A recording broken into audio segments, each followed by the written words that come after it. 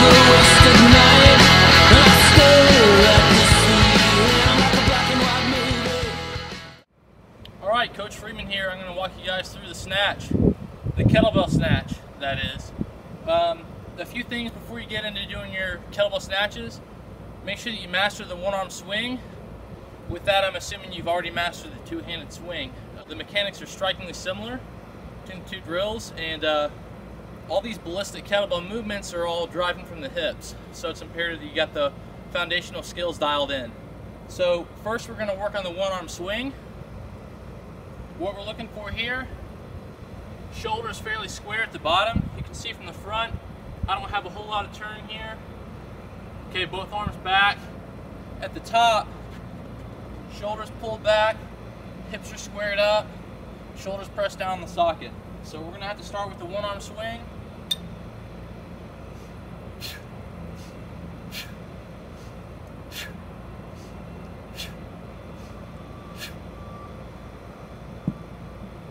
Now, right now, it's worth mentioning the hand position, because this is going to affect the trajectory of the way the kettlebell spins for your kettlebell snatch. So as the belt passes through your legs, there's going to be a downward turn of the thumb, and as it comes up, your hand, if you're looking straight at it, is going to be at a 45-degree angle. And what this is going to allow the kettlebell to do is spin around your hand as you insert your hand through the kettlebell handle. So it's definitely a good idea for you to practice that on your one-arm swings and your one-arm kettlebell cleans before you do the snatches. So we're in the bottom position, thumb is pulled back. In the top position, hips are open, shoulders down the socket, that arm at a hand at a 45-degree angle. Okay, that's what we're looking for with the one-arm swing. All right, now I'm going to cover the high pull.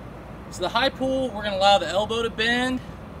Arm's going to rise up about head level. We don't want to shrug up. It's not necessary to pull the elbow up. Okay, so almost think of this like a one-arm swing, high pull hybrid, so to speak. That'll look like this.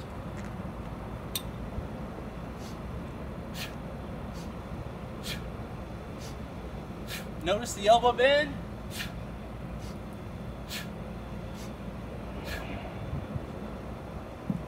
And what that does is allows you to tame the arc, so the kettlebell's not pushing you, pulling you forward.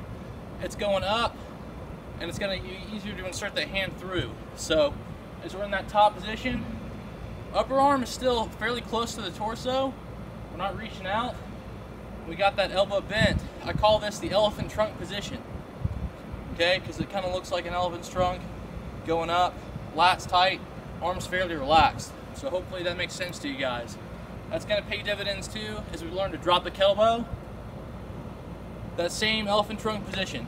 Okay, that's going to come into play here. So next we got to work on the punch. So the way I recommend doing this, do a swing, high pull, snatch. Okay? At this point in the progression, I'm just going to lower it down to my chest and my shoulder because we haven't worked on the drop yet. So that's going to look like this. Swing,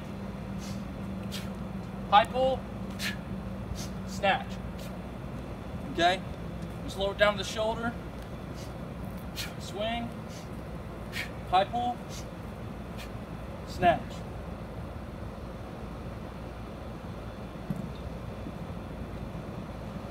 Next, we're going to work on the kettlebell drop. Okay? So we're already at the top position. I showed you the drop to the shoulder, which is kind of a good beginner way to work on doing the kettlebell snatch. We've got to learn how to drop it so that we can get a faster cycle rate for the kettlebell reps. So we're going to be here. If you're facing me, this is actually the one time that I might use a mirror. For some kettlebell training. So we're going to be here. You're going to turn your shoulders slightly. Hand's going to be facing you.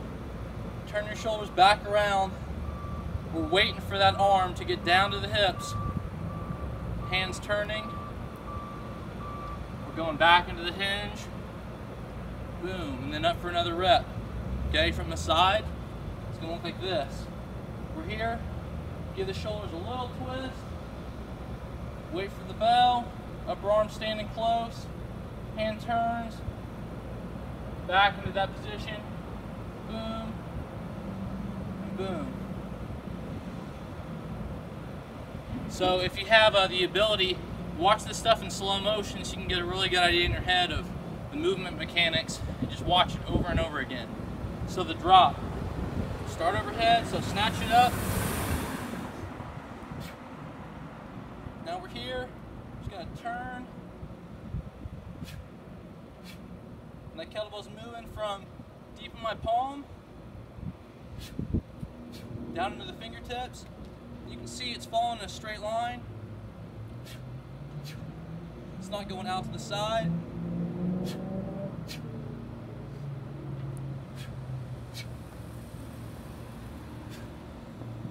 And arms staying fairly relaxed. Okay, one of the biggest technical errors with the drop on the drop portion of the snatch is casting that bell out. Okay, I'm not going to show you with this bell because it'd probably wrench my shoulder or my elbow, and I don't want that to happen. So a lot of people, bam, they throw that kettlebell out. They're letting that kettlebell turn over first. Boom. It's the kettlebell way out here, away from your center mass. And usually with that, people will go chase the bell really early. So now they got a heavy weight here, base support's way back here. Leads to all sorts of bad stuff like back issues. So wait for the bell to get to your hips always. Start it with a turn. So breaking at the hand, turn the shoulders, square up, wait for it to get to your hips. Okay? Don't cast that bell out. So let's talk about refinements for the kettlebell snatch. The first one I'm going to show you is kettlebell snatch facing the fence. You do it facing a wall. And the other one's going to be doing the kettlebell snatch beside the wall. Okay, so the kettlebell snatch facing the wall, we're going to be 1 arm's distance away. That includes the length of your palm. Okay, what this is going to do, it's going to cue you to help tame the arc, so the kettlebell's not going out and up, but it's staying a little bit closer to your body. Okay, so 1 arm's distance away. There. Good hike pass position.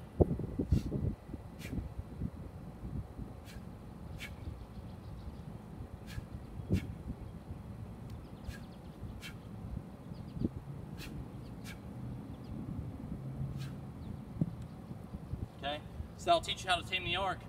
Other way you can do it is get whatever side you're slinging the kettlebell on. It's going to be right beside the fence or the wall. You're going to have your foot right next to it. This will keep you from pulling the bell out to the side. Because remember, the trajectory of the bell is down and up, right in the midline. If you had a line dividing your head, from your head all the way down to your feet, that's the path that we want to trace. So kind of like you're zipping up a coat or unzipping it.